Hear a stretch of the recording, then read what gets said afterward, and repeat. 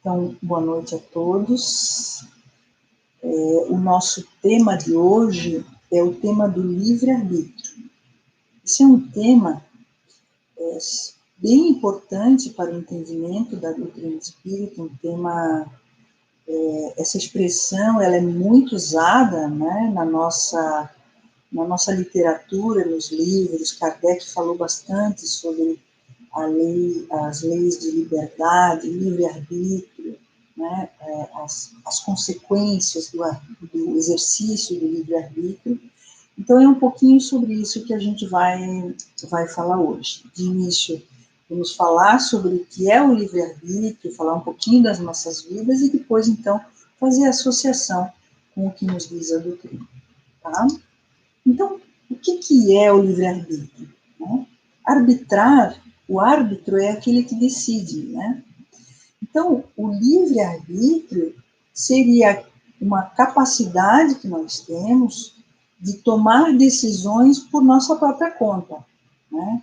Com uma certa autonomia.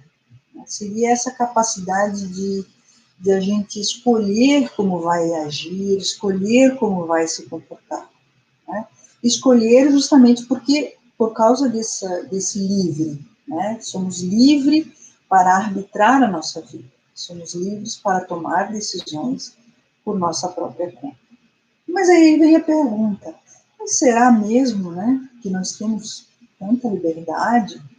Se esse livre-arbítrio, ele realmente existe, ou em que medida a gente tem essa liberdade, né?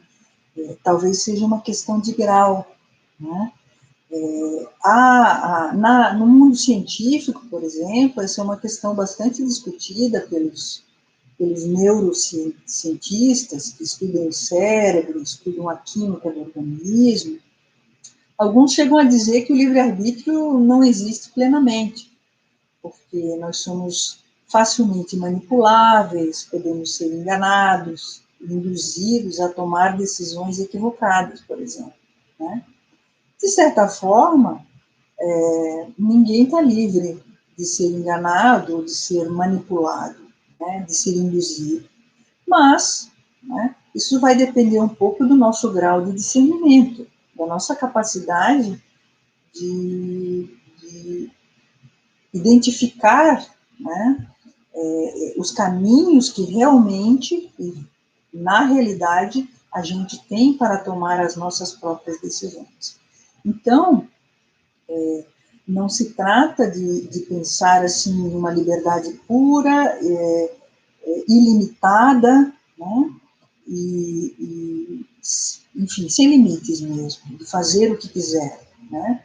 O livre-arbítrio, ele está mais associado a usar essa liberdade, mas para um propósito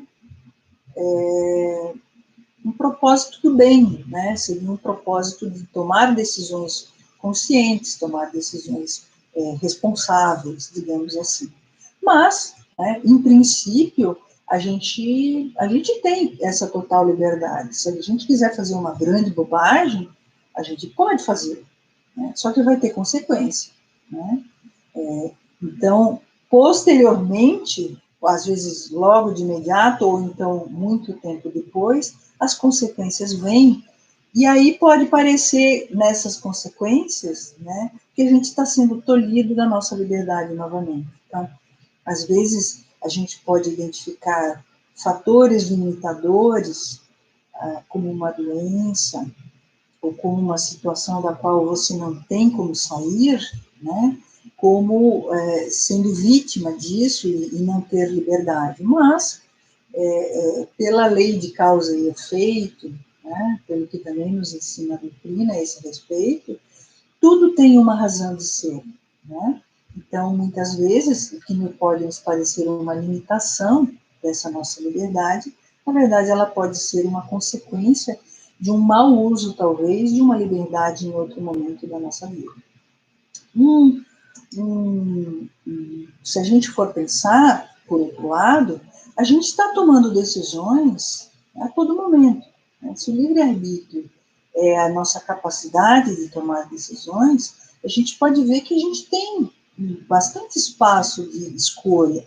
Mesmo as pessoas que estão menos aparentemente livres ou mais submetidas às circunstâncias que as constrangem a estar limitadas a algum espaço, enfim, né? Ou a uma condição econômica que lhes limite. Mesmo ali, você tem opções de escolha, né? A escolha de coisas pequenas, como a escolha do uso da palavra, da mensagem, da fala, da atitude perante as coisas, né? Diante de um mesmo fato, você pode reagir de múltiplas formas. Então, essa decisão de como reagir diante das coisas também é um livre-arbítrio, né? E frequentemente, nós também temos que tomar decisões. Tem as mais simples e as mais complexas, né? Aquelas que vão ter um efeito grande, como casar, como ter filhos, são grandes decisões nas nossas vidas. Mas tem também essas pequenas. Mas todas são um exercício de livre-arbítrio, né? Às vezes a gente tem que tomar decisões que resultam de um conflito interno, que a gente tem lutas de caminhos ou de impulsos, né? A gente pode, por exemplo, tomar como exemplo uma coisa bem que muitos devem conhecer, a circunstância, né? Pense que você está de dieta. Você precisa fazer uma dieta por causa da sua saúde, isso no longo prazo vai lhe fazer bem, é uma coisa que você necessita. Mas aí você foi convidado para aquela festa de aniversário que está cheio de docinhos, cheio de coisa gostosa, né? Aí vem o conflito. Que decisão o que eu vou fazer diante de uma circunstância como essa, né? Eu vou ter o ímpeto da satisfação imediata, né? Do prazer imediato de me fartar naquela mesa que está à minha disposição, ou eu vou tomar a decisão que vai ser melhor, não nesse momento, porque eu vou abrir mão de certos prazeres imediatos, mas no longo prazo, no médio prazo, ela vai ter um efeito mais positivo, né? Vejo que uma é ceder a um impulso de um prazer imediato, outra é uma decisão mais mental, mais raciocinada, né? Uma decisão que talvez mobilize outros tipos de valores. Então, o que costuma predominar em nós, né, em determinados momentos? Há momentos em que a gente vai no impulso, né, e há momentos, então, que a gente consegue ponderar, consegue tomar decisões um pouco mais, talvez mais responsáveis, né, mas e assim como esse exemplo, né, esse exemplo ele pode representar muitas circunstâncias das nossas vidas, né? Às vezes a gente tem que fazer esforços, né, para ganhos futuros, né? Quem é pai, quem é mãe, faz esforços pelos seus filhos que não são propriamente prazerosos num primeiro momento, mas eles estão movidos por uma responsabilidade de mais longo prazo. Então, é aí que está esse espaço do livre-arbítrio, né? A decisão que a gente vai tomar diante de cada circunstância, cada situação. Então, isso é um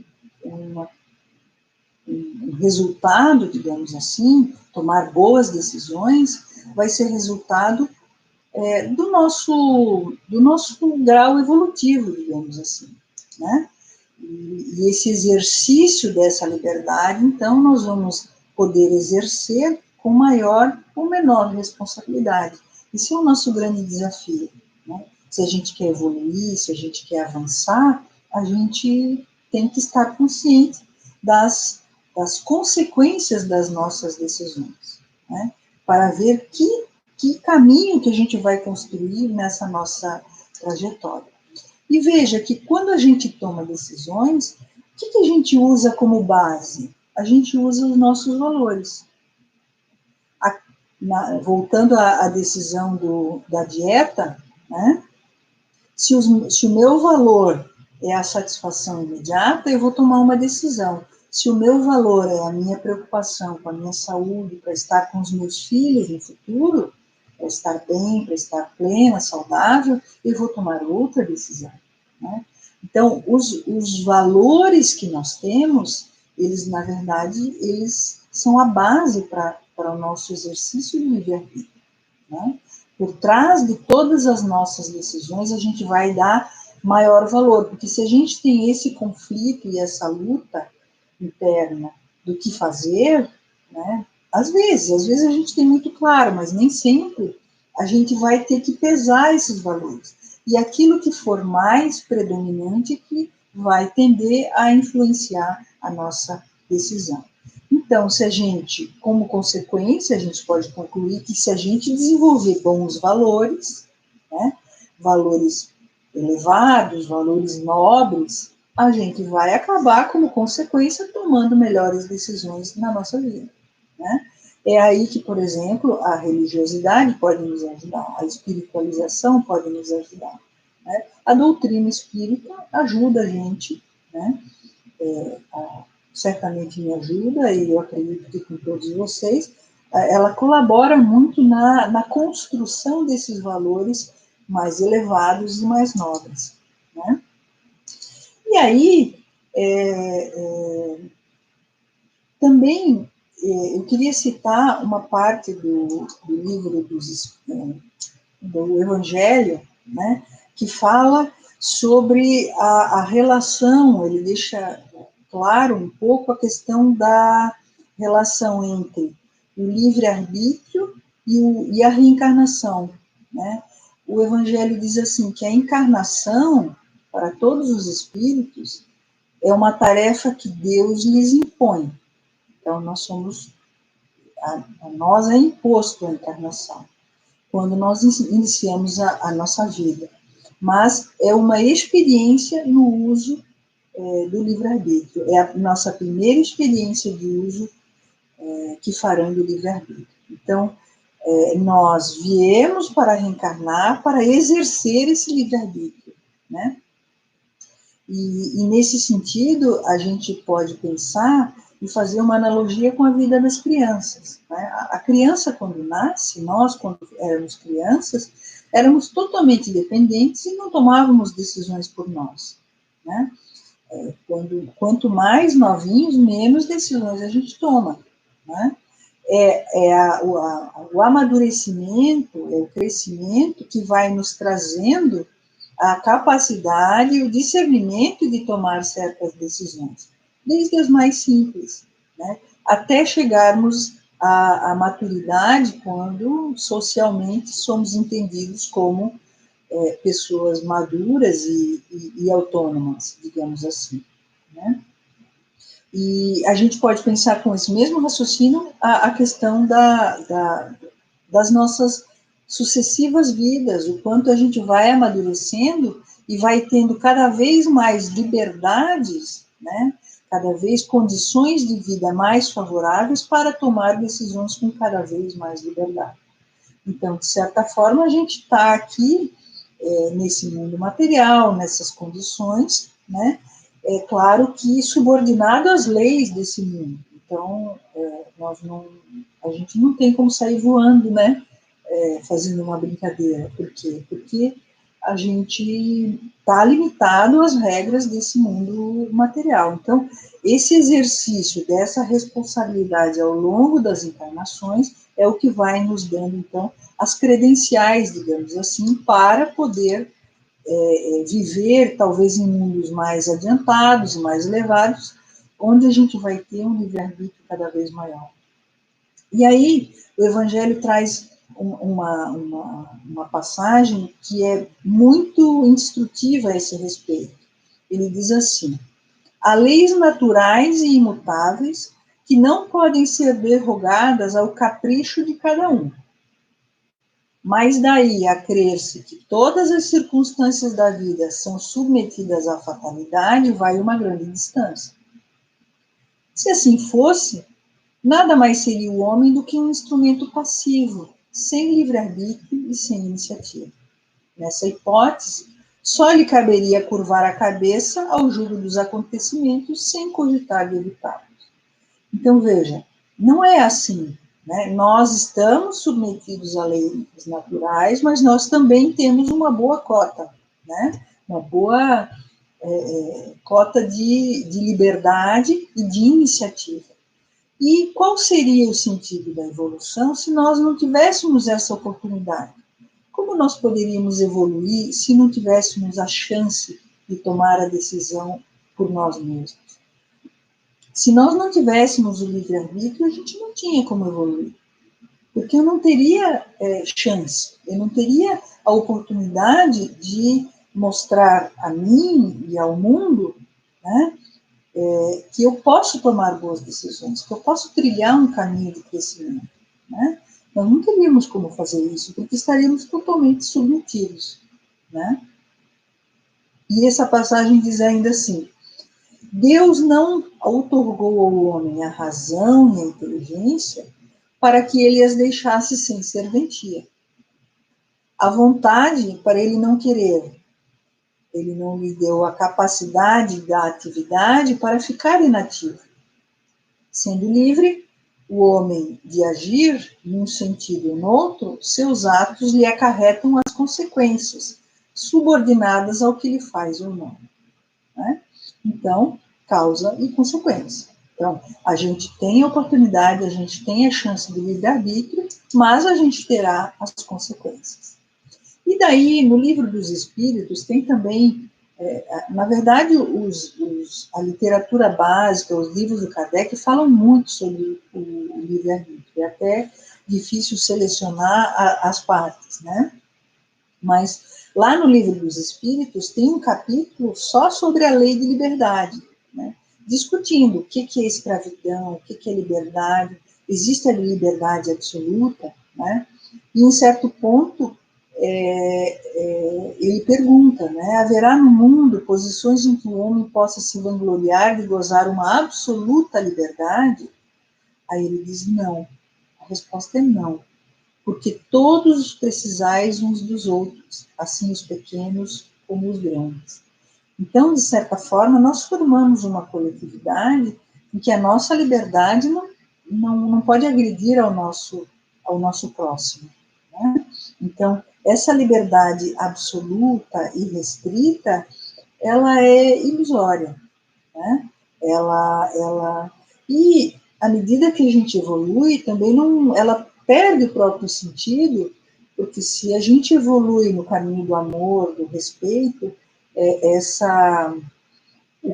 as consequências de uma liberdade absoluta, elas são incompatíveis com essa vida de afeto que a gente pode ter com o nosso próximo.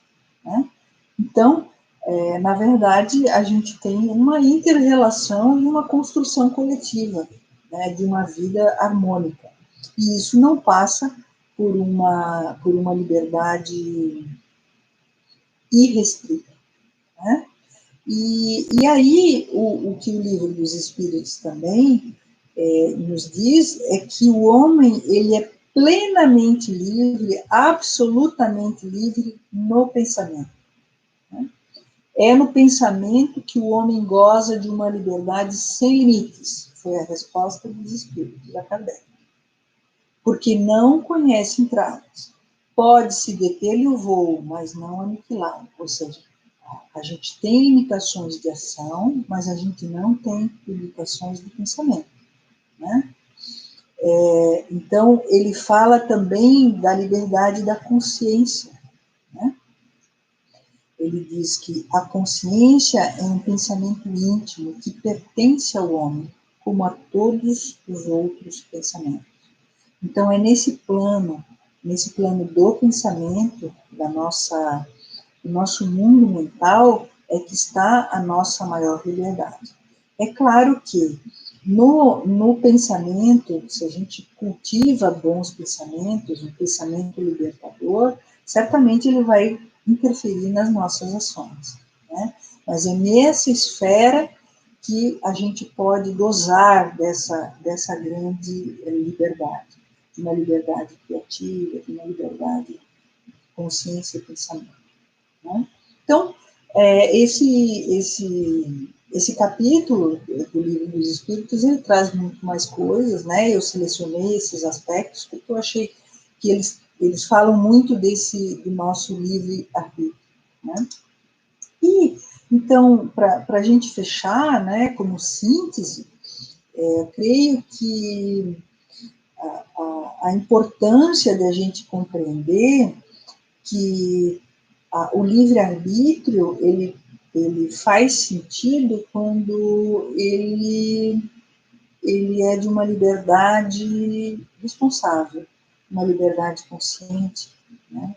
Uma liberdade madura, né? Tomando boas decisões nos nossos caminhos.